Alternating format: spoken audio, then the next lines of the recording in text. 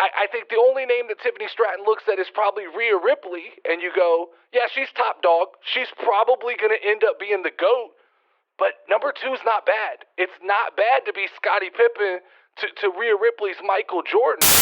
This is the Casual Wrestling Show. Casual Wrestling Show.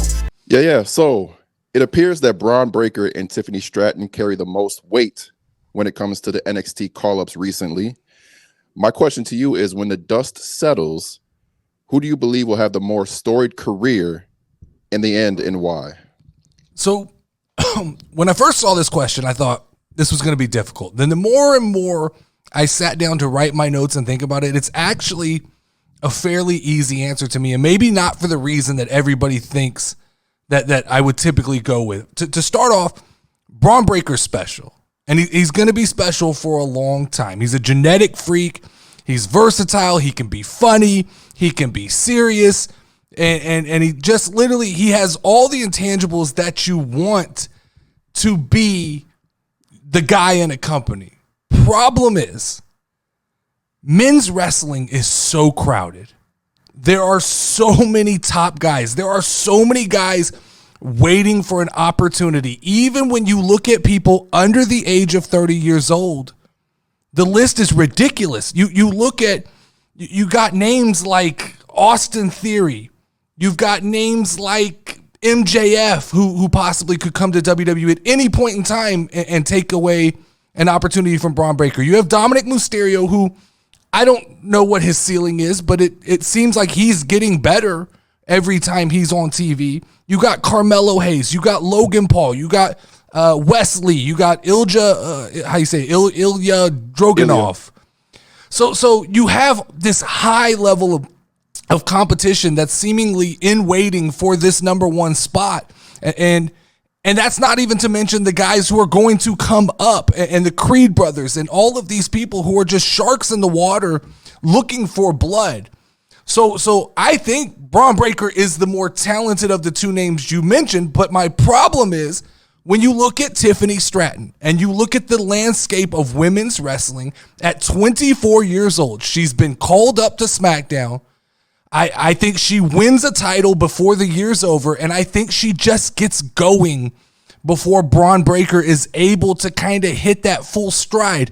And when you look at the landscape of women's wrestling, you still have Charlotte, you still have Becky, you still have Bayley, but I think they're closer to being at the end than they are the beginning. You don't see the women's wrestlers go as long as the men who go into their 50s and try to hold on to it forever.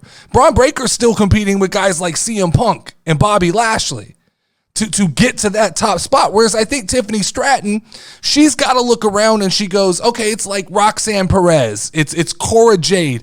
And I think her skill set is better suited all around to represent the company.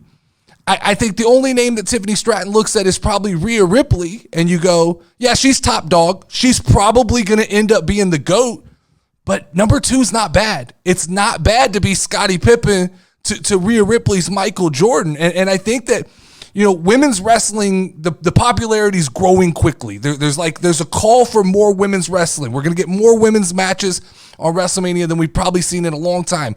I assume we're going to get a women's mid-card title sooner rather than later. So I believe for when the dust settles at the end of the day, just by circumstance, I think it's Tiffany Stratton. I think she ends up with the better career overall, even though I think Bron Breakkr is more talented. Yeah, when I thought about this question, I had similar thoughts, compared to you. I think with Tiffany, you look at the women's landscape, and I think that's where you kind of have to make your judgment call, right? Because there's far less talented women in that division than there is compared to men. And with men, I think there's a pecking order, right? Mm-hmm. The top ain't changing anytime soon. And, you'd assume Bron probably gets some kind of mid-card title, in terms of his first title, win. But Tiffany's got it, man. She's got the mic skills. I think they could be a little bit better. I think last night she was kind of a little timid. Yeah. But you could tell like the personality's there. Mm-hmm. And the athleticism is there. She's got it in the ring. She's got the look. So yeah, I would assume that when the dust settles, I think they'll both be storied. But I think in terms of who accomplishes more, I think I'm going to roll with Tiffany. Yeah, and like you said, I think that like with Tiffany, I look at her and I see the best of a bunch of different people. I see the athleticism of Charlotte. I see the ability to talk like Becky. And that's not to say it's not going to take her 2 or 3 months to get rolling. That shit's got to be nerve-wracking. She's 24 years old. Yeah. And like you said, the pecking order on the men's side, look at Austin Theory. There was a time we thought, oh shit, he's going to be the youngest world champion of all time. His ceiling is there is no ceiling. And then all of a sudden it's just derailed because the reality is, like you said, there's a pecking order. And the problem is you're not just competing not only with the people in your age bracket, but you've got guys from other companies who can jump ship at any time. You've got guys like Bobby Lashley, who seemingly can do it forever. Guys like R-Truth, not that he's competing with R-Truth, but the freak nature of R-Truth at 52 years old, watching him and going, he's maybe one of the most athletic people on the roster. Yeah. There's just so much to contend with. I'm with you on that. I think that the pecking order and just circumstance makes it improbable that even if he has the perfect career path for him, I still think it just doesn't look like what it looks like for Tiffany. For sure. All right, Hey, you better bring it if we debating going toe to toe. No holding back, I'm speaking the facts. Let me introduce you to the dope show. Nerdy D and Milwaukee Mike, bringing the energy. If you a fan of wrestling and especially WWE, this is the Casual Wrestling Show.